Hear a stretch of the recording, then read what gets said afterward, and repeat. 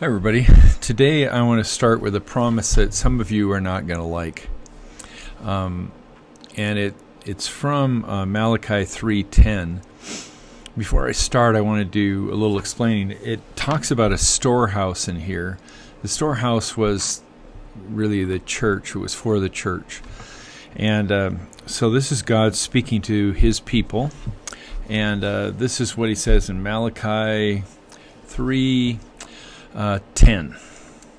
It says, "Bring the whole tithe into the storehouse, that there may be food in my house.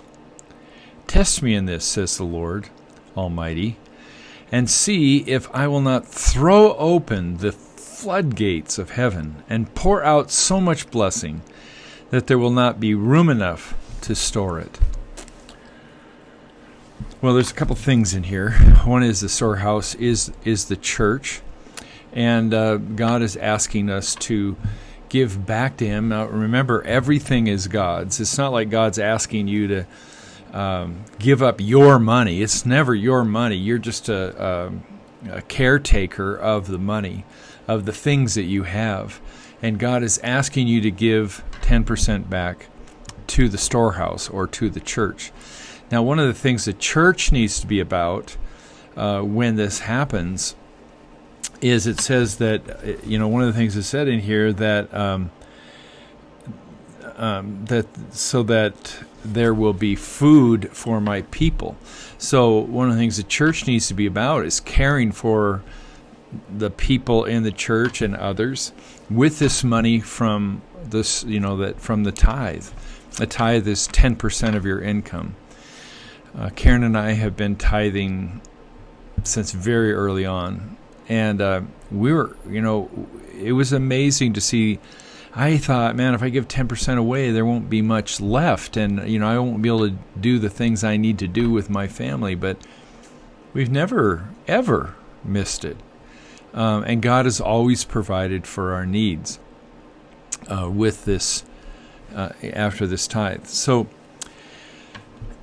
this is such a hard thing for people because in reality, we do love money, and we don't think it's God's. We think it's ours.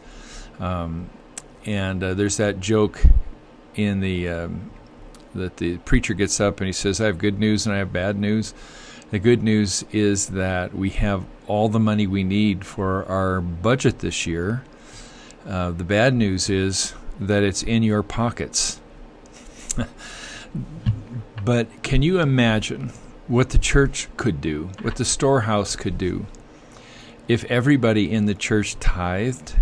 I mean, I literally don't think we would need to have the government involved in caring for the poor. I think the churches, if there was a 100% tithe in the churches, I think the churches could care for the poor in the community without any problem whatsoever.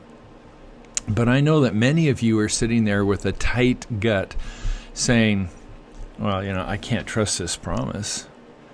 The promise says that if you tithe, God will take care of you, that there will be enough overflowing, he says. But we don't really believe that, do we? Because if we did, everybody would tithe. But we don't believe it. We believe that if we hang on to what we have, we'll be okay. But if we let go of it, like God asks us to, we won't be okay. So I'll challenge you to try this. Try tithing for 3 months, 6 months, whatever, maybe a half a year. Just try it.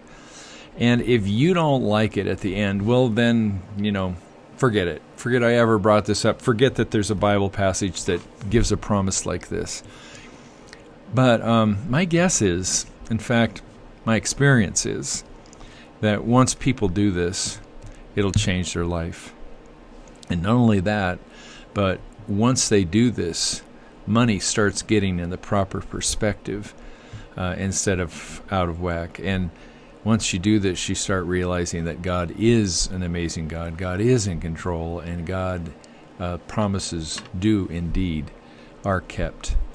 So here we go. So I know that some of you are leaving this with a big guilt trip. Some of you are leaving with a tight gut. Some of you just don't think it's possible to do this. But I'm telling you that God's promises are real and do come true. And he asks us, not just here, but other places in the Bible, to tithe what we have back to him and allow that money to be used for his glory. So I will pray that you give it a try. See what you can do. See what God does, I guess, rather than that. God bless. Have a good day.